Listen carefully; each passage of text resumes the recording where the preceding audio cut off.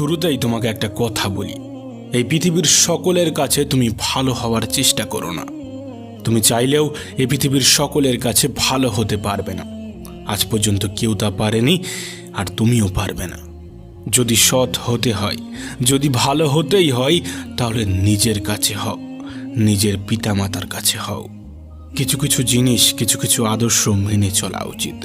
তার মধ্যে একটি আদর্শ হলো বন্ধুদের সাথে কখনো বিশ্বাসঘাতকতা করবে না। শুধু তাই নয়, বিশ্বাসঘাতকের সাথেও কখনো বন্ধুত্ব করবে না।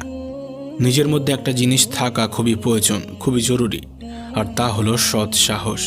যদি ভুলকে ভুল এবং ঠিককে ঠিক বলার সাহস তোমার মধ্যে না থাকে, তাহলে তোমার মধ্যে সৎ সাহস এবং ক্ষমতা কোনোটাই নেই।